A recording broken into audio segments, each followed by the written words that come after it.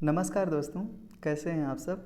इस वीडियो में मैं लिबरलिज़म की उन चीज़ों को और आगे बढ़ाऊंगा जिनको मैं लास्ट के 2 वीडियोज़ में डिस्कस नहीं कर पाया हूँ। लास्ट के 2 वीडियोज़ में मैंने ये एक्सप्लेन करने की कोशिश की कि लिबरलिज़म के मीनिंग क्या हैं, उसके कुछ इम्पॉर्टेंट डेफिनेशन जो इम्पॉर्टेंट लिबरल थिंकर हैं, चाहे क्लासिकल लिबरल हों, चाहे मॉडर्न लिबरल थिंकर हों या फिर लिबर्टेरियन थिंकर हों, जिनको न्यू क्लासिकल लिबरल थिंकर बोल सकते हैं।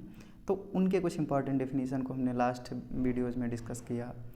सबसे इम्पॉर्टेंट चीज़ कि लिबरलिज़म की 3 फेज जो आई, क्लासिकल, मॉडर्न और न्यू क्लासिकल, उनको अच्छे से समझने की कोशिश किया कि उसमें क्या चीज़ें थीं और उसके कुछ इम्पॉर्टेंट थिंकर्स को भी सेपरेटली हमने डिस्कस किया। हम ये भी देखें कि एक तरह से लिबरलिज़म किन प्रिंसिपल पे वर्क करता है, उसके कुछ की पॉइंट्स क्या हैं, उसके टीनेट्स क्या हैं। एक तरह से लास्ट 2 वीडियो में मैंने कुछ ऐसे फाउंडेशनल चीज़ों को डिस्कस करने की कोशिश की है, एक तरह से जो ग्रेजुएशन लेवल पे बहुत इम्पॉर्टेंट हैं। इस वीडियो में मैं उनसे थोड़ा और आगे बढ़ने की कोशिश कर रहा हूँ। इसमें कुछ ऐसी भी चीज़ें हैं जो एक तरह से कहें उन लोगों को ज़्यादा उन लोगों के लिए ज़्यादा हेल्पफुल होंगी जो CUET PG की तैयारी कर रहे हैं। UG लेवल पे हो सकता है कि उतनी हेल्पफुल ना हो, अगर वो चाहें तो पढ़ सकते हैं, वो देख सकते हैं अपने एक तरह से कहें अपने नॉलेज को और फर्दर बूस्ट करने के लिए, एडवांस करने के लिए। तो इस वीडियो में मैं फाउंडेशनल चीज़ों से आगे बढ़ने की कोशिश कर रहा हूँ। ये मेरा बेसिक इंट्रोडक्शन है। मैंने अपना ग्रेजुएशन BHU से किया है, पॉल साइंस में, और पोस्ट ग्रेजुएशन मेरा अभी चल रहा है, second year Hyderabad central university से, और अभी हमने रिसेंटली UGC नेट का एग्ज़ाम पॉलिटिकल साइंस में क्वालिफाई किया है। तो आप समझने की कोशिश करते हैं कि क्लासिकल लिबरलिज़म मॉडर्न लिबरलिज़म से किस तरह से डिफरेंट है। क्लासिकल लिबरलिज़म, हाँ, जिस तरह से हमने बात किया कि क्लासिकल लिबरलिज़म में लेसेस फेयर की बात हो रही थी कि स्टेट को ये सजेस्ट किया जा रहा था कि वो चाहे वो मार्केट यानी इकोनॉमिक फील्ड हो, चाहे वो पॉलिटिकल फील्ड हो, इंडिविजुअल को चाहे मार्केट में, चाहे उसके पॉलिटिकल लाइफ में, चाहे वो सोशल लाइफ में खुला छोड़ दो, यानी कि उसको फ्री कर दो एकदम। ये क्लासिकल लिबरलिज़म में ये चीज़ें थी। एकदम एक तरह से कहें कि क्लासिकल लिबरलिज़म में स्टेट की अथॉरिटी को रिजेक्ट नहीं किया गया था, जिस तरह से एनार्किस्ट करते हैं कि वो स्टेट की अथॉरिटी को मानते ही नहीं हैं। क्लासिकल लिबरलिज़म में ये माना जा रहा था कि स्टेट ज़रूरी है, लेकिन साथ ही साथ वो इंडिविजुअल को पॉलिटिकल, इकोनॉमिक, सोशल लाइफ में पूरी तरह से फ्री करने की बात कर रहा था। मार्केट में स्टेट का इंटरवेंशन रिजेक्ट कर रहा था।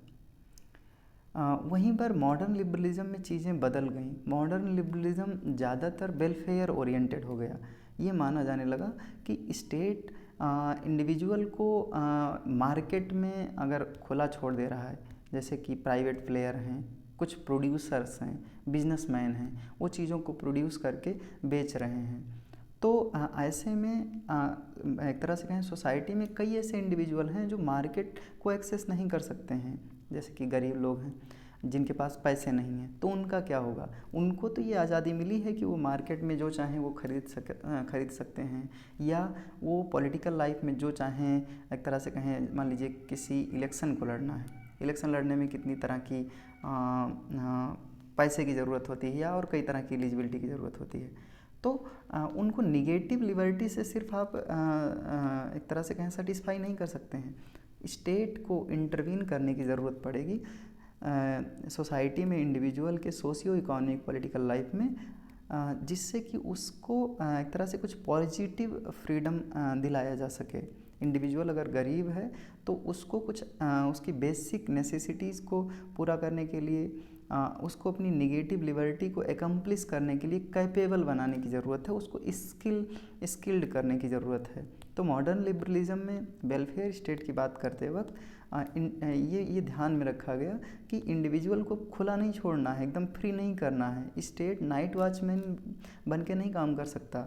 अब ज़रूरत है कि स्टेट देखे और जहाँ ज़रूरत लग रहा है इंडिविजुअल के सोशियो इकोनॉमिक पॉलिटिकल लाइफ में उसकी फ्रीडम को बढ़ाने के लिए अगर स्टेट कुछ एक तरह से सहायता कर सकता है इंडिविजुअल का, चाहे वो इकोनॉमिकली कुछ पैसे दे करके या फिर कुछ सोशल रिस्ट्रेंट हैं कई तरह की, जैसे इंडिया में हम बार बार बोल रहे हैं सती प्रथा जैसी चीज़ें हैं जो महिलाओं के इंडिविजुअल राइट को हार्म कर रही थी। तो ऐसे सोसाइटी में और कई तरह की प्रॉब्लम हो सकती हैं, बाल विवाह जैसी चीज़ें, तो उनको ख़त्म करे एक्ट ला करके। या फिर रिलीजन में कई तरह की, जैसे बलि प्रथा है या फिर और भी कई तरह की चीज़ें हैं। तो इंडिविजुअल के सोशल लाइफ में, रिलीजियस लाइफ में इस तरह के रिस्ट्रेंट आ सकते हैं, तो स्टेट को इंटरफियर करना पड़ेगा। साथ ही साथ इंडिविजुअल के इकोनॉमिक लाइफ में अगर वो मार्केट में जा रहा है, वो गरीब है, तो वो चीज़ों को ख़रीदने के लिए एलिजिबल तो बनाया गया है, मतलब स्टेट कह रहा है कि तुम खरीद सकते हो जो चाहते हो, बट क्या वो असल में कैपेबल है खरीदने के लिए? नहीं। तो उसको कैपेबल बनाना होगा, और ये काम कौन करेगा? मार्केट तो करेगा नहीं, करेगा ये काम स्टेट। तो मॉडर्न लिबरलिज्म में ये बातें उभर करके आने लगी। Classical liberals regard the state as primary threat to individual freedom and advocate limiting its power to those necessary to protect basic right against interference by other.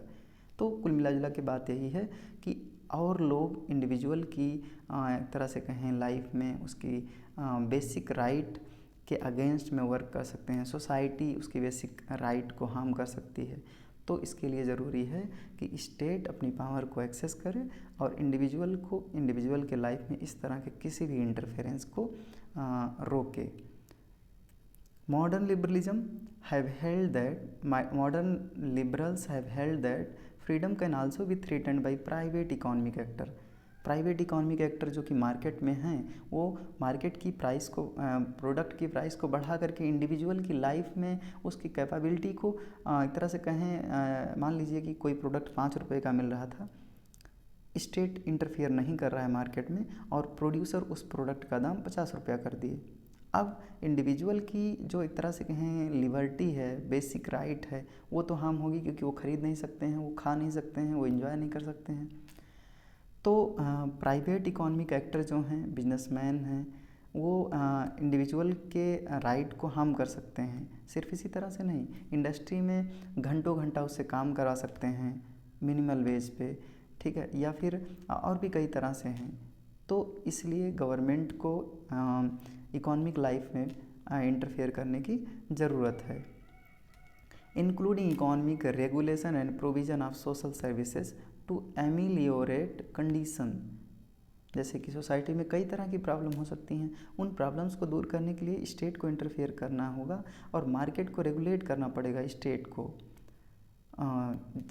State market को ही सिर्फ नहीं, सोसाइटी में जो इंडिविजुअल्स हैं, जैसे कि गरीब लोग हैं या ओल्ड पीपल हैं या चाइल्ड हैं या गर्भवती महिलाएं हैं, मान लेते हैं तो उनको कुछ सर्विसेज प्रोवाइड कराई जाएंगी स्टेट के द्वारा फ्री में, ठीक, जिनको हम सोशल सर्विसेज कह सकते हैं, ताकि उनकी अपनी लाइफ इम्प्रूव हो, क्योंकि वो खुद इतने कैपेबल नहीं हैं कि वो एक तरह से कहें अपनी लाइफ को इम्प्रूव कर पाएँ। इसीलिए स्टेट को इंटरफेयर करना पड़ेगा ताकि इंडिविजुअल की ऑटोनॉमी बनी रहे। ये सिर्फ कहने भर की बातें नहीं हैं कि इंडिविजुअल फ्री है, अब स्टेट को इंटरफेयर करना पड़ेगा। तो मॉडर्न लिबरल्स इस बात पर जोर दे रहे थे। Many also recognize broader right such as right to adequate employment. तो मॉडर्न लिबरलिज्म में कई तरह के राइट आ गए। अब तो हम प्रेजेंट टाइम में इस बात का भी राइट टू लाइफ में क्या क्या हम ले आए हैं, जैसे कि राइट, अगर आप इंडियन कॉन्स्टिट्यूशन के आर्टिकल 21 को देखें, right to life and personal liberty, तो राइट टू लाइफ में कई सारी चीज़ें आई हैं, right to employment, right to environment, right to access free pure air जिसमें पोल्यूशन ना हो, pollution free air, health care, education, पता नहीं क्या क्या, उसी right to life and personal liberty को ही एक्सपेंड करके इतना बड़ा बना दिया गया है। तो आज हम मॉडर्न लिबरल आइडियोलॉजी में इन सब चीज़ों की भी बात करने लगे हैं, और स्टेट कर भी रहा है। स्टेट राइट टू एजुकेशन के तहत primary health centre, primary education यानी स्कूल्स खोले जा रहे हैं, या फिर हेल्थ सेंटर हैं ही जो कि फ्री ऑफ कास्ट इलाज करते हैं। तो ये सारी चीज़ें हो रही हैं। वो अलग बात है कि कितने लेवल, मतलब कितने एक्सटेंट तक ये सक्सेसफुल हैं, बट हैं तो ना चीज़ें, ये चीज़ें। तो how does modern liberalism differ from conservatism? तो मॉडर्न लिबरलिज्म कंजर्वेटिज्म से किस तरह से डिफरेंट है? कंजर्वेटिज्म में इंडिविजुअल की सोशियो इकोनॉमिक पॉलिटिकल लाइफ में कई तरह के रिस्ट्रेंट होते हैं, चाहे वो सोसाइटी के द्वारा इम्पोज किए जाएं, चाहे वो कुछ ग्रुप ऑफ पीपल के द्वारा इम्पोज किए जाएं, चाहे किसी और इंडिविजुअल के द्वारा इम्पोज किए जाएं। सोसाइटी कई बार नॉर्म्स के नाम पे कि ये सोसाइटी में वैल्यूज हैं, ये हमारा ट्रेडिशन है, हम इसको तोड़ नहीं सकते हैं, तो इसके नाम पे जैसे कि महिलाओं का एक ट्रेडिशन बना दिया गया इस सोसाइटी में कि महिलाएं घर के अंदर रहेंगी। अब सोसाइटी हार्म कर सकती है कि अगर कोई महिला इंडिविजुअल लिबर्टी के नाम पे वो घर के बाहर घूम रही है, या तो सोसाइटी उसको सप्रेस कर सकती है कि तुम ये कैसे कर सकती हो। तो ये कंजर्वेटिज्म है जिसमें इंडिविजुअल के सोशल लाइफ में, रिलीजियस लाइफ में, इकोनॉमिक लाइफ में भी हो सकता है कंजर्वेटिज्म, कि सरकार कई तरह का रिस्ट्रेंट लगा दे कि बाहर की कंपनियां यानी बाहर के कोई इन्वेस्टमेंट हमारे देश में नहीं आएंगे, हमारे देश से बाहर सामान जाएगा तो बॉर्डर पे कई तरह के बैरियर, टैरिफ और नॉन टैरिफ बैरियर लगेंगे। तो सोशियो इकोनॉमिक, पॉलिटिकल, रिलीजियस और एस्पेक्ट जितने हैं लाइफ में, अगर कई तरह के रिस्ट्रेंट सोसाइटी में एक तरह से कहें एक नॉर्म की तरह, एक वैल्यू की तरह, एक ट्रेडिशन की तरह इम्पोज किए जा रहे हैं, जिनको बुरा नहीं माना जा रहा है मेजॉरिटी के द्वारा, तो वो कंजर्वेटिज्म के रूप में समझी जा सकती है। मॉडर्न लिबरलिज्म जो है, modern liberals are generally willing to experiment with large scale social change to further their project of protecting and enhancing individual freedom। तो मॉडर्न लिबरल ज़्यादातर कोशिश करते हैं कि इंडिविजुअल की फ्रीडम को कैसे बढ़ाया जाए, और उसके लिए ज़रूरत पड़ रही है तो स्टेट इंटरफियर करे। सोशल लाइफ में अगर कोई नॉर्म्स, वैल्यू, ट्रेडिशन हैं कंजर्वेटिज्म का, तो उसको एक्ट उसको कानून बना करके हटाया जाए। जैसे एक समय में बलि प्रथा रही हो, मान लो इंसानों की बलि दी जा रही हो, लेकिन अब नहीं है क्योंकि स्टेट ने इंटरफियर किया होगा। एक समय में सती प्रथा था, अब नहीं है। एक समय में बाल विवाह था, अब नहीं है। अब तो एक फिक्स एज है, उसके पहले शादी हो नहीं सकती, अगर हो रही है तो उसके लिए कई तरह के पनिशमेंट डिसाइडेड हैं। तो स्टेट इंटरफियर करेगा। तो modern liberal socio economic, political life में स्टेट के इंटरफेयर को एक्सेप्ट करते हैं ताकि इंडिविजुअल की फ्रीडम को और बढ़ाया जा सके, इन्हेंस किया जा सके। अब हम समझने की कोशिश करते हैं कि लिबरलिज्म के फीचर क्या हैं।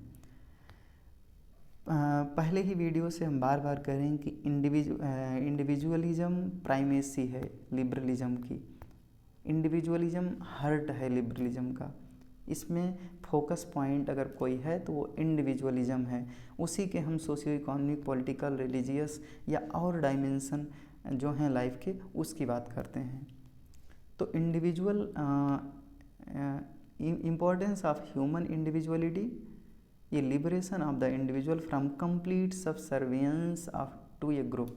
तो इंडिविजुअल को किसी ग्रुप या कम्युनिटी या सोसाइटी या स्टेट, किसी के अंडर एक तरह से कहें कोई उसको सप्रेस नहीं कर सकता है।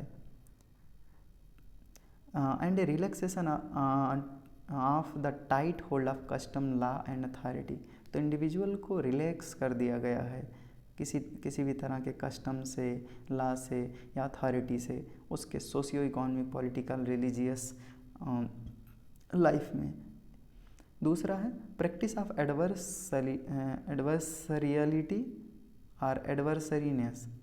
तो लिबरलिज्म में हम एक तरह से कई तरह की कॉन्ट्रास्टिंग आइडियोलॉजी, कॉन्ट्रास्टिंग चीज़ों को भी एक्सेप्ट करते हैं। जैसे मान लीजिए इंडिया की हम बात करें तो इंडिया में लिबरलिज्म का सबसे इम्पॉर्टेंट बात ये है कि इंडिया में अलग अलग भाषा को बोलने वाले लोग, अलग अलग धर्म को मानने वाले लोग रह रहे हैं। इनके बीच में भाईचारे का संबंध है। वो अलग बात है कि कुछ घटनाएं आती रहती हैं, उसकी हम अगर मोटे तौर पे बात छोड़ दें तो इंडिया में इस तरह का एक हार्मनी मेंटेन हुआ है।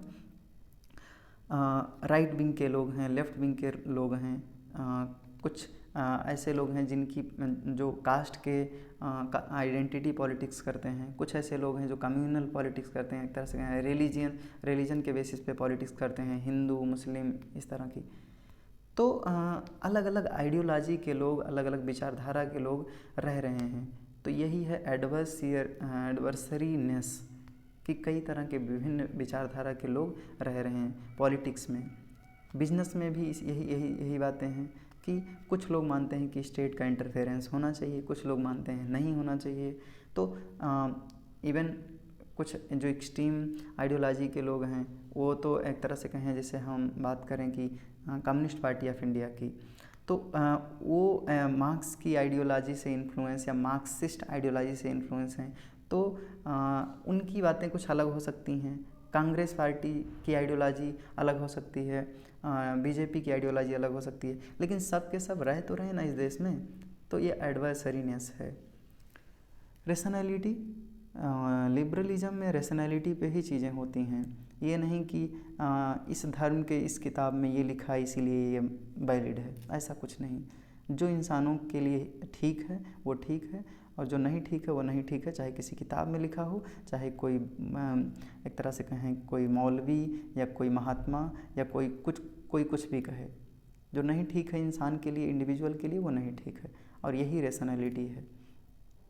इसी रेशनैलिटी के बेसिस पे ना सिर्फ नेशनल लेवल पे बल्कि इंटरनेशनल लेवल पे भी इमैनुअल कांट की बात करें, वुड्रो विल्सन की बात करें, या और कई थिंकर हैं, कई स्कॉलर हिस्ट्री में हो चुके हैं जिन्होंने वर्ल्ड लेवल पे कोऑपरेशन की बात की कि हम वर्ल्ड लेवल पे हार्मनी मेंटेन कर सकते हैं। तो ये रेशनैलिटी के ही बेसिस पे संभव हो पाया है, कंजर्वेटिज्म के बेसिस पे नहीं।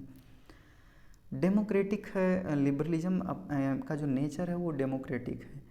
लिबरलिज्म सिर्फ ऐसे ही कंट्री में पॉसिबल है जहाँ पर डेमोक्रेटिक गवर्नमेंट है, जहाँ पर इलेक्टेड गवर्नमेंट हो, क्योंकि इलेक्टेड गवर्नमेंट लोगों के वेलफेयर के लिए ही काम कर सकती है। अगर वो नहीं कर रही है तो उसको हटा दिया जाएगा, दूसरा गवर्नमेंट आ जाएगा। लेकिन टोटलिटेरियन गवर्नमेंट की बात करें या मोनार्की की बात करें, फासिस्ट गवर्नमेंट की बात करें, या एक तरह से नाजीज़म का जो जर्मनी में हिटलर के टाइम पे जो गवर्नमेंट था, तो ऐसे, या इवन हम कम्युनिज़म की बात करें, ये सब ऐसे गवर्नमेंट है जिसमें इंडिविजुअल की राइट को बहुत तेज़ी से सप्रेस किया जाता है, क्योंकि रूल करने वाले लोग एक तरह से कहें उनके जो मोटिव हैं डेवलपमेंट, इकोनॉमिक डेवलपमेंट ज़्यादा फोकस होता है, या कुछ लोग रूल कर रहे हैं तो वो अपने वेलफेयर के लिए काम कर सकते हैं, इसीलिए इंडिविजुअल की लिबर्टी को ज़्यादा ध्यान में नहीं रखा जाता है। तो लिबरलिज्म का जो नेचर है वो डेमोक्रेटिक है, और ये पॉसिबल है सिर्फ डेमोक्रेटिक गवर्नमेंट में ही। क्योंकि माइनॉरिटी की अगर हम बात करें, जैसे मान लो कि डेमोक्रेसी और लिबरलिज्म अभी एक तरह से कहें कंट्रास्टिंग बातें भी हैं, अभी हम समझाएंगे कैसे आगे कि डेमोक्रेसी रूल ऑफ मेजॉरिटी है, माइनॉरिटी उसमें रूल कर नहीं पाती है। तो अब कैसे इंश्योर किया जाए कि माइनॉरिटी के पास भी राइट हों, इसके बारे में आगे हम बात करेंगे अभी। Believing in equality, liberalism equality में विश्वास करता है कि ऑल ह्यूमन बीइंग्स इक्वल हैं, सेक्स के आधार पे या कास्ट के आधार पे, रिलीजन के आधार पे या रीजन के आधार पे, क्षेत्र के आधार पे कोई भेदभाव नहीं है, दुनिया के सभी इंसान सेम हैं। ये प्राइवेट प्रॉपर्टी और इंडिविजुअल राइट को सपोर्ट करता है, लिमिटेड कॉन्स्टिट्यूशनल गवर्नमेंट की बात करता है ये, और ये एक तरह से कहें प्लूरलिज्म को प्रमोट करता है, टॉलरेशन को प्रमोट करता है, ऑटोनॉमी को प्रमोट करता है, या फिर कंसेंट की बात करता है। ये सारी चीज़ें हम लास्ट वीडियो में डिस्कस कर चुके हैं। अब हम समझने की कोशिश करते हैं कि दुनिया में एक ऑफ कोर्स 3 फेज़ आया है लिबरलिज्म का, तो अलग अलग फेज़ में कई थिंकर हुए हैं, कई स्कॉलर हुए हैं। तो इसमें हम ऑर्गेनाइज तो नहीं किए हैं कि कौन से स्कॉलर किस फेज़ में हैं, बट हम सभी को असेंबल करके समझने की कोशिश कर रहे हैं यहाँ पे। इसमें कुछ स्कॉलर हैं जिनकी कुछ इम्पॉर्टेंट कॉन्सेप्ट को हमने साइड में लिखा है। और कुछ ऐसे स्कॉलर हैं जिनका नाम जस्ट हमने इसलिए लिख दिया ताकि आपको याद रहे। CVT PG में कई बार स्कॉलर और उनके कॉन्सेप्ट पूछे जा सकते हैं, या फिर कई बार ये भी पूछा जा सकता है इसमें से कौन से लिबरल थिंकर हैं, कौन से नहीं हैं। तो या फिर स्कॉलर का नाम और उधर पूछा जा सकता है लिबरल, रियलिस्ट, कंजर्वेटिव, इस तरह से चीज़ें पूछी जाती हैं। तो हम शुरू कर रहे हैं अरिस्टोटल से। लास्ट वीडियो में हमने बताया था कि अरिस्टोटल को ऐसे एक तरह से कहें हम लिबरल बहुत माइन्यूट लेवल पे देखें तो कह सकते हैं। अदरवाइज अरिस्टोटल की जो आइडिया थी वो वोमेंस के लिए, महिलाओं के लिए बहुत डेरोगेटरी था। सोसाइटी में जो स्लेव्स हैं, उस समय स्लेव हुआ करते थे, अभी तो नहीं है, तो उनके लिए बहुत ख़राब एक तरह से कहें डेरोगेटरी आइडिया था उनका। बट उन्होंने प्राइवेट प्रॉपर्टी का सपोर्ट किया था, तो इसीलिए हम यहाँ पर उनको लिख दिए कि वो भी एक लिबरल थिंकर थे। और हमने कई सोर्सेज में इसको देखा और पता चला कि कुछ स्कॉलर हैं जो उनको लिबरल मानते हैं कुछ हद तक, क्योंकि उनकी आइडिया पूरी तरह से मॉडर्न लिबरलिज्म पर पूरी तरह से खरी नहीं उतरती, क्योंकि उनके लिए सभी इंसान सेम तो नहीं हैं। वो मान रहे हैं कि कुछ लोग स्लेव हैं, वो स्लेव ही ठीक हैं, वो और लोगों से के बराबर नहीं हो सकते, महिलाएं पुरुषों के बराबर नहीं हो सकती। तो ऐसे इंसान को हम कितना लिबरल माने, लेकिन कुछ स्कॉलर हैं जो मानते हैं, क्योंकि वो प्राइवेट प्रॉपर्टी को सपोर्ट किए थे। मॉडर्न टाइम में अगर हम लिबरलिज्म की बात करें तो 3 इम्पॉर्टेंट सोशल कॉन्ट्रैक्टियन थिंकर हुए हैं, उन्हीं से स्टार्ट होता है लिबरलिज्म का ये जर्नी, जिसमें थॉमस हॉब्स, जॉन लॉक और जीन जैकस रूसो हैं। ये तीनों सोशल कॉन्ट्रैक्ट के बेसिस पे बताते हैं कि स्टेट का ओरिजिन कैसे हुआ। थॉमस हॉब्स अपनी आइडिया एक तरह से कहें अपनी जो किताब है लेवाइथन, उसके लिए फेमस हैं। उन्होंने एब्सोलूट मोनार्की की कल्पना की थी एक तरह से, जिसमें अगर इनके लिबरल आइडिया की बात करें तो इन्होंने स्टेट ऑफ नेचर के बाद में जब कोई स्टेट फॉर्म हो रहा है तो उसमें इन्होंने कहा कि इंडिविजुअल अपनी जो right to defend oneself या हिम सेल्फ या हर सेल्फ है, मतलब कि अपने आप को डिफेंड करने का जो राइट है वो इंडिविजुअल किसी को नहीं देता। तो उन्होंने इस राइट को रिकॉग्नाइज़ किया था कि इंडिविजुअल अपने आप को डिफेंड करने का राइट रखता है, तो ये भी एक तरह का इंडिविजुअल राइट है। वहीं पर जॉन लॉक ने 3 तरह के नेचुरल राइट की बात की थी, right to life, right to liberty, right to property, private property. तो एक तरह से कहें कि नेचुरल राइट के फाउंडिंग फादर के रूप में जॉन लॉक को जाना जाता है। इन्होंने टॉलरेंस की भी बात की थी और लिमिटेड गवर्नमेंट, कॉन्स्टिट्यूशनल गवर्नमेंट की बात की थी, जो कि इंग्लैंड में जब रिवॉल्यूशन हो रहा था तो एक तरह से कहें उस दौरान ये अपनी एक तरह से कहें किताबें लिख रहे थे, अपनी आइडियाज़ प्रमोट कर रहे थे। रूसो की भी आइडिया लिबर्टी, इक्वलिटी, इन सारी चीज़ों के अराउंड मूव करती है। ये भी सोशल कॉन्ट्रैक्टियन थिंकर हैं। इन्होंने प्राइवेट प्रॉपर्टी को एक तरह से कहें मॉडर्न टाइम में जितनी प्रॉब्लम्स आ रही हैं, इंसान जितना स्वार्थी होता जा रहा है, तो इसके पीछे सबसे बड़ा कई तरह के कॉन्फ्लिक्ट जनरेट हो रहे हैं इंसानों में, तो इसका सबसे बड़ा वजह प्राइवेट प्रॉपर्टी को इन्होंने माना। निकोलो मैकियावेली हैं, जिन्होंने मॉडर्न टाइम में प्रिंस लिख करके एक तरह से कहीं इन्होंने एक किताब लिखा था, इसका नाम है Prince, monarchical form of government की कल्पना की। इन्होंने अपनी एक दूसरी किताब भी लिखी, उसमें रिपब्लिकन गवर्नमेंट की बात की। और रिपब्लिकन गवर्नमेंट का मतलब ये कि जो रूलर होगा वो एक तरह से कहें जनरेशन टू जनरेशन, एक ही जनरेशन से नहीं होगा या एक ही फैमिली से नहीं होगा। जैसे कोई व्यक्ति रूल कर रहा है तो उसका बेटा नहीं रूल करेगा, बल्कि वो रूल करेगा जो कैपेबल है या जो एलिजिबल है रूल करने लायक। इन्होंने पर्सनल प्रॉपर्टी या प्राइवेट प्रॉपर्टी है उसके प्रोटेक्शन की भी बात की, और एक तरह से कहें गवर्नमेंट का जो रिस्ट्रेंट है वो किस हद तक होना चाहिए इसकी बात की। तो इन्होंने इंडिविजुअल को कई तरह के फ्रीडम दिए, और जब ये प्रिंस लिख रहे थे तो इन्होंने राजा को कई तरह के सुझाव दिए। उसमें एक इम्पॉर्टेंट सुझाव जो लिबरलिज्म के लिए ज़रूरी है वो ये कि उन्होंने सजेस्ट किया कि इंडिविजुअल की 2 चीज़ों को आप टच मत कीजिए, अदरवाइज़ इंडिविजुअल रिवोल्ट करेगा और सत्ता बदल जाएगी, उखाड़ के फेंक दिया जाएगा। तो पहला था इंडिविजुअल की प्राइवेट प्रॉपर्टी को गवर्नमेंट को हाथ नहीं लगाना है, अदरवाइज इंडिविजुअल सरकार के अगेंस्ट में रिवोल्ट कर सकता है। और दूसरा उसकी अपनी फैमिली। आज भी है कि अगर आपकी प्रॉपर्टी और आपकी फैमिली को कोई जैसे आपके बैंक में पैसे हैं कोई चुरा लिया, तो या कोई मान लीजिए तुम्हारी कोई प्रॉपर्टी है घर में चोरी हो गई, तो आप उसके अगेंस्ट में रिवोल्ट कर सकते हैं, उसके लिए उससे झगड़ा कर सकते हैं। फैमिली को कोई गाली दे दिया या कुछ और बोल दिया तो आप उससे झगड़ा कर सकते हैं। तो आज भी है। तो ये सब बोल के वो इंडिविजुअल राइट और लिबरल आइडियाज़ की बात कर रहे थे। आगे हैं थॉमस गॉर्डन, ये भी एक लिबरल थिंकर हैं। वॉल्टेयर का नाम आपने सुना ही होगा अगर इनलाइटनमेंट हिस्ट्री में या और कहीं आप पढ़े हैं। तो वॉल्टेयर एक बहुत बड़े पिलर माने जाते हैं इनलाइटनमेंट के टाइम के। एडम स्मिथ इकोनॉमिक्स में इनकी अपनी जो राइटिंग्स हैं, इनका एक किताब है वेल्थ ऑफ नेशन, उसमें इन्होंने अपनी कई तरह की प्राइवेट प्रॉपर्टी के राइट्स, ट्रेड के राइट्स की या फिर ट्रेड किस तरह से हो, बैरियर लेस ट्रेड की बात की। इन्होंने लेसेस फेयर इकोनॉमी की बात की। ये क्लासिकल लिबरल हैं। इन्होंने कहा कि सरकार को चाहिए कि वो मार्केट को एक तरह से लीव एलोन की बात की कि सरकार को चाहिए कि मार्केट में इंटरफेयर ना करे।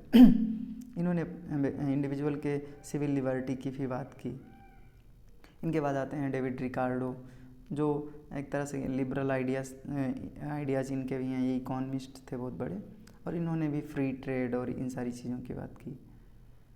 18th सेंचुरी में इमैनुअल कांट भी आते हैं, जिन्होंने enlightenment, human autonomy, morality, perpetual peace और कई तरह की ऐसी चीज़ों की बात की। वो इमैनुअल कांट ही थे जिनकी आइडियाज़ पे आगे चल के यूनाइटेड नेशन बना। पहले लीग ऑफ नेशन जो वुड्रो विल्सन थे 14 पॉइंट प्रिंसिपल दिए थे, वो इमैनुअल कांट की जो परपेचुअल पीस की आइडिया थी उसी को और बदल करके उन्होंने 14 पॉइंट प्रिंसिपल दिया था, और उन्हीं की 14 पॉइंट प्रिंसिपल पे लीग ऑफ नेशन बना। और लीग ऑफ नेशन के बाद में हम देखते हैं उसी तरह की एक दूसरी बॉडी बनी वर्ल्ड वार 2 के बाद में, यूनाइटेड नेशन। तो वो इमैनुअल कांट थे। ह्यूगो ग्रोटियस, इनको ह्यूगो ग्रोसियस भी बोलते हैं। ये इंडिविजुअल पर्सन या इंडिविजुअल ग्रुप ऑफ पर्सन दोनों की बात की है। इन्होंने बात किया कि जो इंडिविजुअल है वो कई तरह के उसके पास राइट होते हैं, और जो कई तरह के ग्रुप राइट भी होते हैं, जिनके बारे में हम अभी आगे बात करेंगे।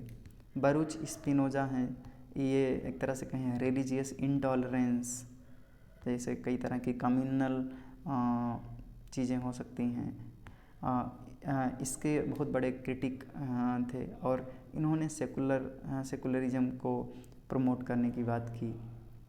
तो सेकुलरिज्म में क्या होता है? सेकुलरिज्म में सब कोई अपने अपने एक तरह से कहें अपने अपने रिलीजन को फॉलो कर रहा है, गवर्नमेंट इंटरफियर नहीं कर रहा है बार बार। तो गवर्नमेंट को रिलीजियस अथॉरिटी से अलग कर दिया जाता है। कुछ जगहों पर, कुछ कंट्रीज़ में, जैसे इंडिया में कुछ केसेस में गवर्नमेंट अगर ज़रूरत महसूस कर रही है तो रिलीजियस अथॉरिटीज़ या रिलीजियस लाइफ में इंडिविजुअल के इंटरफियर करेगी, ताकि और इंडिविजुअल के जो राइट हैं वो सिक्योर हो सकें। थॉमस जेफरसन हैं, जो कि अमेरिका में एक तरह से अमेरिकन कॉन्स्टिट्यूशन के राइटर हैं, फाउंडिंग फादर माने जाते हैं। इन्होंने इंडिविजुअल राइट की बात की। तो अमेरिकन कॉन्स्टिट्यूशन में जो एक तरह से कहें कि हम देखते हैं कि right to life, liberty and और एक राइट की बात की गई है।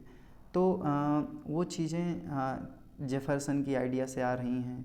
इवन उसके पहले जो लॉक बोल के गए हैं, हॉब्स, तो ये आइडियाज़ जो हैं ये पीढ़ी दर पीढ़ी, जनरेशन टू जनरेशन चेंज होती रहती हैं। तो अमेरिकन कॉन्स्टिट्यूशन में जो चीज़ें अडॉप्ट की गई वो कुछ हद तक थॉमस जेफरसन की भी आइडिया से इन्फ्लुएंस थी, और उनके पहले और जो स्कॉलर थे उनके भी आइडिया से इन्फ्लुएंस थी। थॉमस जेफरसन ने सेपरेशन ऑफ चर्च और स्टेट की भी बात की। वो कुछ इसी तरह की बात कर रहे हैं जो बरूच स्पिनोजा ने बात किया था सेकुलरिज्म की। तो वेस्टर्न कंट्रीज़ में सेकुलरिज्म का concept separation of church and state है, रिलीजियस अथॉरिटी और पॉलिटिकल अथॉरिटी का कंप्लीट सेपरेशन।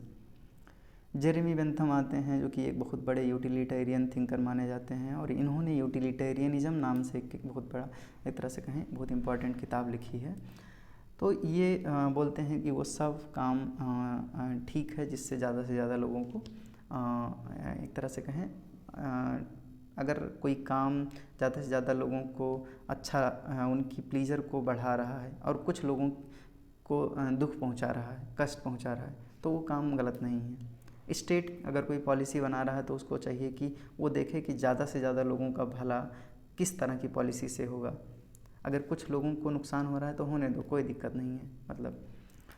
तो ये यूटिलिटी के कॉन्सेप्ट पे चीज़ों को डिफ़ाइन करने की कोशिश करते हैं। इन्होंने डेमोक्रेसी को भी इसी तरह से डिफ़ाइन किया कि डेमोक्रेसी एक ऐसा ऐसी गवर्नमेंट है जिसमें इंडिविजुअल की यूटिलिटी जो है और गवर्नमेंट से हम कंपेयर करें तो डेमोक्रेटिक गवर्नमेंट में सबसे ज़्यादा होता है, और इसीलिए डेमोक्रेसी सबसे अच्छा है। इन्होंने वुमेन राइट की बात की, इन्होंने एनिमल के वेलफेयर की बात की, और कई तरह की चीज़ें की बात की। थॉमस जेफरसन के ही साथ में मेडिसन आते हैं, या चार्ल्स मॉन्टेस का नाम सुने होंगे आप, जिन्होंने द स्पिरिट ऑफ लॉ नाम का किताब लिखा। इसमें उन्होंने सेपरेशन ऑफ पावर की बात की। तो ये सेपरेशन ऑफ पावर जो है, ये मेडिसन और जेफरसन, ये सब जो लोग हैं, इनकी आइडियाज़ से अमेरिकन कॉन्स्टिट्यूशन या उसके बाद में और जितने कॉन्स्टिट्यूशन बने हैं वर्ल्ड में, इवन इंडियन कॉन्स्टिट्यूशन, वो इन्फ्लुएंस्ड हैं। आज भी हम देखते हैं दुनिया के ज़्यादातर कंट्रीज़ में सेपरेशन ऑफ पावर की चीज़ों को अडॉप्ट किया गया है, खास करके लिबरल डेमोक्रेटिक कंट्रीज़ जो हैं, जहाँ पर ऐसे गवर्नमेंट हैं जो डेमोक्रेटिक गवर्नमेंट है। वहाँ पर लेजिस्लेचर, एग्जीक्यूटिव और जुडिशरी, इनका अपना सेपरेशन होता है। कुछ कंट्रीज़ में हो सकता है कि लेजिस्लेचर और एग्जीक्यूटिव में ज़्यादा सेपरेशन ना हो, जैसे कि इंडिया में, बट ज़्यादातर इनके अपने डिफाइंड काम हैं, और कंप्लीट सेपरेशन नहीं, तब भी बड़े स्तर पे इन पे सेपरेशन देखा जा सकता है। थॉमस पेन, जो कि एक तरह से कहें कि फ्रेंच रेवोल्यूशन के बहुत ही बड़े, एक तरह से कहें घोर विरोधी थे। इन्होंने माना कि फ्रेंच जो रेवोल्यूशन हुआ वो ठीक नहीं हुआ, ये कंजर्वेटिव नेचर के थे, और इन्होंने राइट ऑफ मैन नाम की किताब लिखी। उसके बाद तो राइट ऑफ मैन था क्या? Government even in its best state is necessary evil. तो ये भी एक तरह के लिबरल थिंकर थे, और इनका मानना था कि गवर्नमेंट, अगर हम बेस्ट स्टेट की बात करें तो उसमें भी गवर्नमेंट एक नेसेसरी इविल ही है। वर्स्ट की बात हम छोड़ दें, अगर सबसे अच्छे स्टेट की बात करें, उसमें जो गवर्नमेंट होगी वो भी ख़राब है। क्यों? क्योंकि गवर्नमेंट है तो कुछ हद तक इंडिविजुअल की राइट को सप्रेस करने की कोशिश करेगी ही करेगी। एक चीज़ आप समझने की कोशिश कीजिए कि इंडिविजुअल का राइट जितना ज़्यादा होगा, गवर्नमेंट का पावर उतना ही कम होगा। इसीलिए इमरजेंसी जैसी चीज़ों में इंडिविजुअल की राइट को ख़त्म कर दिया जाता है, क्योंकि तब गवर्नमेंट बहुत ज़्यादा पावरफुल होकर काम करने लगती है। टोटलिटेरियन गवर्नमेंट, कम्युनिटेरियन गवर्नमेंट, जो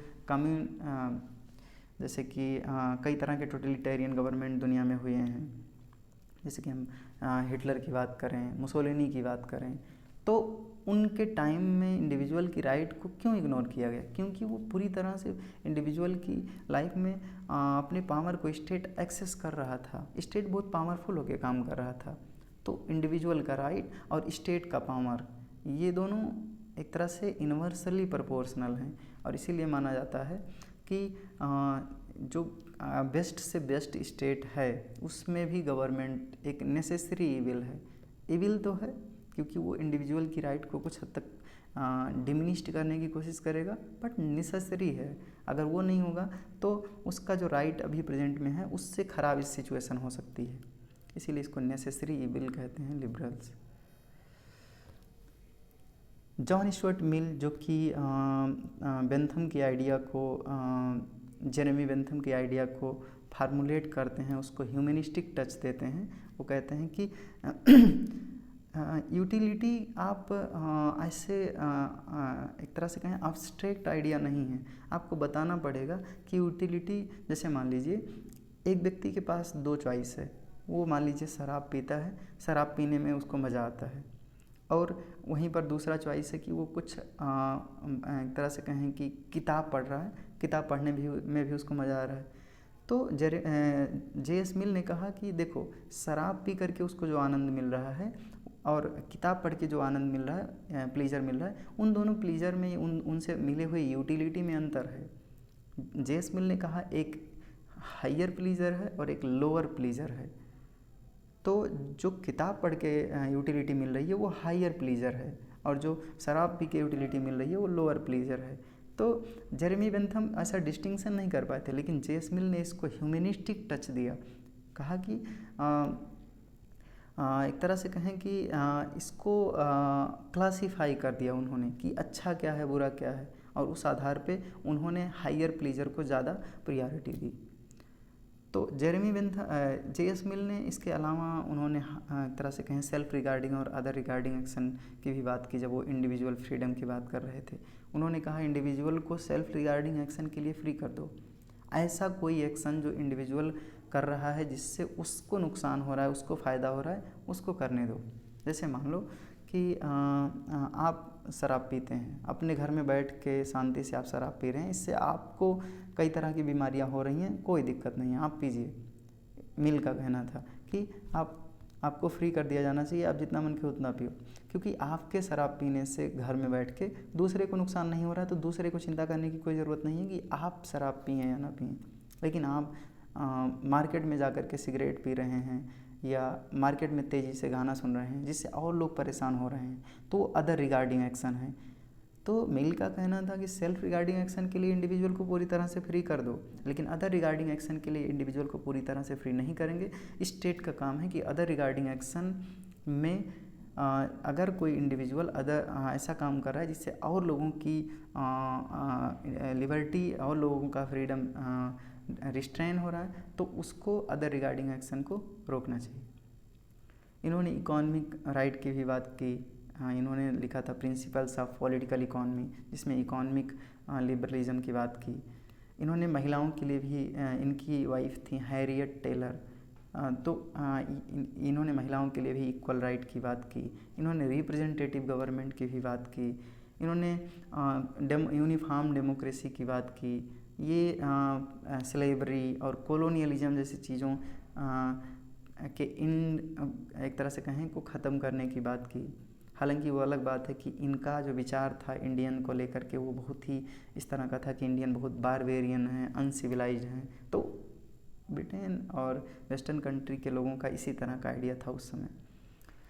तो इन्होंने राइट टू डिवोर्स की बात की और कई तरह की चीज़ें ये डिस्कस किए। ये हम और डिटेल में डिस्कस तब करेंगे जब कभी वेस्टर्न पॉलिटिकल थॉट की सीरीज़ कंटिन्यू करेंगे, जिसमें हम मिल को एक वेस्टर्न पॉलिटिकल थिंकर के रूप में पढ़ते हैं। अलेक्सिस डी टॉकवर, जिन्होंने डेमोक्रेसी इन अमेरिका नाम की किताब लिखी, उन्होंने डेमोक्रेसी, लिबरलिज्म, इंडिविजुअल राइट, इन सारी चीज़ों की भी बात की।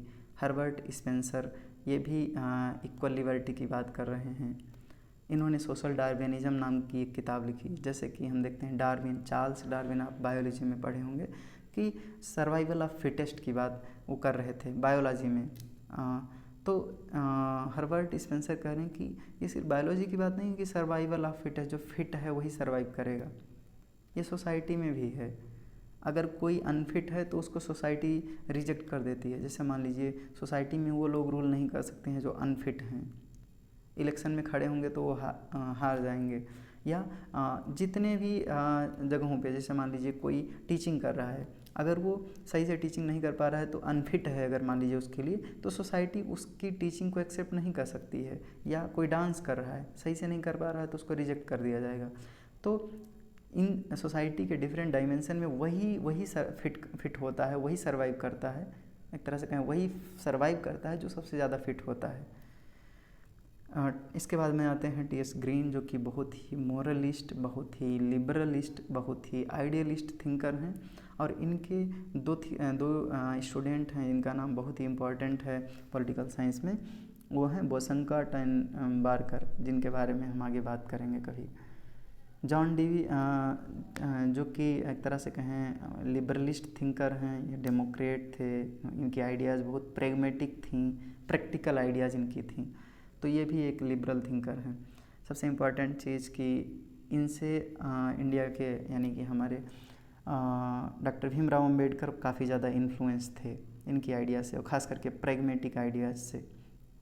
इसके बाद में आते हैं मैक्स वेबर, जिन्होंने the Protestant ethics and the spirit of capitalism नाम की किताब लिखी, और उन्होंने बताया कि किस तरह से प्रोटेस्टेंट आइडियाज़ ने कैपिटलिज्म को जनरेट करने या उसके ओरिजिन की बातें प्रोटेस्टेंट आइडियाज़ में निहित हैं।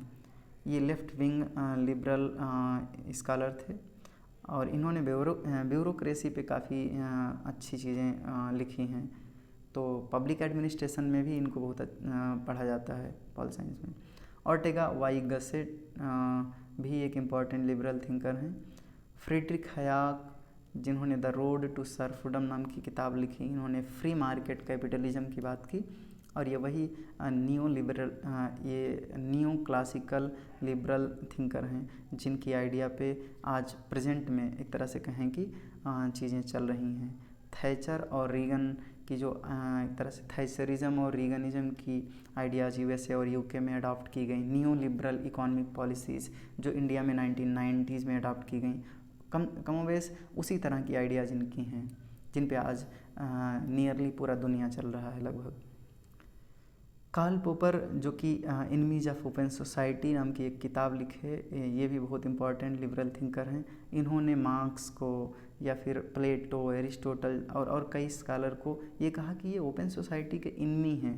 इन्होंने महिलाओं को, इन्होंने एक तरह से कहें कि स्लेव्स के लिए जिस तरह का इनका कमेंट था, ये ओपन सोसाइटी के सबसे बड़े इनमी हैं। इन्होंने सोसाइटी को ओपन ही नहीं होने दिया, अदरवाइज लिबरलिज्म कब का आ गया होता।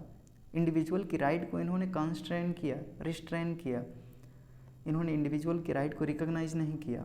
ऑफ कोर्स मार्क्स ने नहीं किया इंडिविजुअल की राइट को रिकॉग्नाइज, वो प्रोलेटारिएट की बात ज़रूर कर रहे हैं, लेकिन उन्होंने एज सच महिलाओं के लिए, एज सच इंडिविजुअल के लिए ऐसा कुछ थोड़ी बोला है ज़्यादा। Raymond Aaron, scepticism of ideological orthodoxy, ये ऑर्थोडॉक्सिकल आइडियाज़ जो हैं, कंजर्वेटिव आइडियाज़ जो हैं, इसके सबसे बड़े, एक तरह से कहें सबसे बड़े नहीं तो लेकिन बहुत बड़े एक तरह से क्रिटिक हैं। जेम्स बोचनान, जिनका पब्लिक चॉइस थ्योरी, अगर आप पब्लिक एडमिनिस्ट्रेशन पढ़ते हैं तो उनमें बहुत इंपॉर्टेंट थ्योरी इन्होंने दिया है। पब्लिक चॉइस शार्ट में अगर हम बताना चाहें तो ये है कि जैसे जो पब्लिक पॉलिसीज़ बन रही हैं वो एक तरह से कहें जो एक्टर हैं, डिफरेंट एक्टर हैं, उनकी चॉइस पे बनता है। जैसे मान लीजिए एक पुल बनाना है, तो पुल बनाने में एक तरह से गवर्नमेंट और सब वोटर यानी कि जो लोग हैं वो उनकी चॉइस से पुल बनने का काम होगा। कैसे? इंडिविजुअल इस बेसिस पे वोट देंगे कि वो पुल बनेगा। अब इंडिविजुअल का या लोगों का इंटरेस्ट उस पुल को बनवाने में है, तो इनका चॉइस है, इनकी जो इंटरेस्ट है लोगों का, वो पुल बनवाने का चॉइस है। और जो डिफरेंट एक्टर जो वोटिंग जो इलेक्ट होने वाले हैं उनमें उनका चॉइस है कि वो सत्ता को एक तरह से कहें सत्ता में आएँ, इसीलिए वो इंडिविजुअल की चॉइस को पूरा करने के लिए पुल बनवाएंगे ताकि वो सत्ता में आ सकें, या सत्ता में हैं तो पुल बनवा सकें ताकि दोबारा सत्ता में आ सकें। तो ऐसा है। तो ये पब्लिक चॉइस है, इसको शार्ट में हम बताने की कोशिश किए, बाद में कभी इस पर हम वीडियोस बनाने की कोशिश करेंगे। इसैया वर्लिन, जिन्होंने पॉजिटिव और निगेटिव लिबर्टी की बात की। पॉजिटिव निगेटिव लिबर्टी को हमने बार बार डिस्कस किया है। निगेटिव लिबर्टी एक तरह से कहें पॉलिटिकल लिबर्टी, जो कि ऐसे लीव एलोन वाली आइडियाज़ ज़्यादातर हैं, लेकिन पॉजिटिव लिबर्टी में स्टेट इंटरफेयर करता है, वेलफेयर पॉलिसीज़ देता है, इस इंडिविजुअल की कैपेबिलिटी को इम्प्रूव करता है, इस तरह की चीज़ें हैं। निगेटिव लिबर्टी में है कि यू आर फ्री, मतलब तुमको इस तरह की आज़ादी है, इस तरह की लिबर्टी है, दुनिया भर की चीज़ें गिना दो, लेकिन इंडिविजुअल के पास अगर कैपेबिलिटी नहीं है, स्किल नहीं है, तो क्या होगा। मिल्टन फ्रीडमैन, जो एक तरह से कहें खुद को क्लासिकल लिबरल कहते थे, लिबर्टेरियन भी कहते थे, इनकी आइडियाज़ क्लासिकल लिबरलिज्म या फिर न्यू क्लासिकल लिबरलिज्म या लिबर्टेरियनिज्म से मिलती जुलती हैं। इन्होंने फ्री मार्केट कैपिटलिज्म की बात की, जिन पर आज पूरा दुनिया लगभग उसी तरह की चीज़ों को फॉलो कर रहा है। रोनाल्ड डॉर्किन, जिन्होंने इक्वलिटी ऑफ रिसोर्सेज की बात की, डेमोक्रेसी और लिबरलिज्म को लेके इनका बहुत ही एक तरह से कहें बढ़िया, बहुत ही अच्छा कॉन्सेप्ट है, जिसको हम डिस्कस करेंगे अगर कभी टाइम मिला। बस ये जानिए कि इक्वलिटी ऑफ रिसोर्सेज क्या है। इनका कहना था कि एक तरह से शुरुआत में जो रिसोर्सेज थे वो सभी में इक्वल रूप में डिस्ट्रीब्यूट कर दिया गया, लेकिन आज इनइक्वलिटी क्यों जनरेट है? क्योंकि कुछ लोग थे जो जैसे मान लीजिए कि कुछ लोग हैं जो ज़्यादा मेहनत कर सकते हैं, ज़्यादा वो एक तरह से कहें उनको अलाउ किया जाए या ना अलाउ किया जाए, वो ज़्यादा मेहनत करके ज़्यादा वेल्थ गेन कर सकते हैं, ज़्यादा इंटेलेक्ट गेन कर सकते हैं। जैसे इंडियन सोसाइटी में शूद्र वर्ण जो था उसको पढ़ने की आज़ादी नहीं दी गई, प्राचीन काल की हम बात कर रहे हैं। तो लेकिन वहीं पर ब्राह्मण क्षत्रिय को पढ़ने की आज़ादी थी। तो ब्राह्मण क्षत्रिय ने पढ़ करके इकोनॉमिक, सोशल, पॉलिटिकल लाइफ में बहुत ही ज़्यादा एक तरह से कहें रिसोर्सेज गेन कर लिया, चाहे वो सोशल रिसोर्सेज हों, इकोनॉमिक या नेचुरल रिसोर्सेज हों। तो इसी के अराउंड, इसी से मिलती हुई इनकी इक्वलिटी ऑफ रिसोर्स की थ्योरी है, हम बाद में बताएंगे कभी। अमर्त्य सेन, जो कि इंडिया के बहुत ही बड़े लिबरल स्कॉलर हैं, जिन्होंने कैपेबिलिटी अप्रोच दिया, डेवलपमेंट एज ए फ्रीडम की बात की। उन्होंने कहा कि इंडिविजुअल को आप फ्रीडम दे रहे हैं, इंडिविजुअल को आप फ्री कह रहे हैं, लेकिन इंडिविजुअल फ्री तब तक नहीं है जब तक उसकी अपनी कैपेबिलिटी नहीं इम्प्रूव हो रही है। इंडिविजुअल को आप फ्री कह रहे हैं कि आप इंडिविजुअल के पास वोटिंग राइट है, फंडामेंटल राइट है, ये है वो है, लेकिन इंडिविजुअल के पास ये कैपेबिलिटी ही नहीं है कि इंडिविजुअल खुद के लिए मतलब एक तरह से कहें वो खुद ही अपने बेसिक नेसेसिटीज़ को अर्न कर सके। तो ज़रूरी है कि सबसे पहले इंडिविजुअल की कैपेबिलिटी को इम्प्रूव किया जाए, जो कुछ नहीं कर पा रहे हैं उनकी कैपेबिलिटी इम्प्रूव किया जाए, ताकि वो अर्निंग कर सकें, ताकि वो अपने पैरों पर खड़े हो सकें। और तब हम मानेंगे कि वो जैसे कि अगर कोई मैराथन दौड़ जीतना चाह रहा है और आपने कह दिया कि हाँ आप भी पार्टिसिपेट कर सकते हैं, आप फ्री हैं, लेकिन वो उसके पास मान लीजिए कुछ बेसिक नेसेसिटीज जो उसमें फॉर्म भरने के लिए लग रहा है या और चीज़ें वो नहीं हैं, तो उसकी कैपेबिलिटी नहीं है ना पार्टिसिपेट करने की और जीतने की, तो उसकी कैपेबिलिटी को इम्प्रूव किया जाए। ये तो एक एग्जांपल था, और कई तरह की कैपेबिलिटी की ज़रूरत होती है अपने फ्रीडम को एक्सेस करने के लिए। तो ये है, ये इन्होंने अपनी जो थ्योरी दी थी डेवलपमेंट एज ए फ्रीडम या कैपेबिलिटी अप्रोच, वो मार्था नॉसबाउम के साथ में मिल करके ये दोनों लोग मिल करके आपस में कैपेबिलिटी अप्रोच की थ्योरी दिए थे।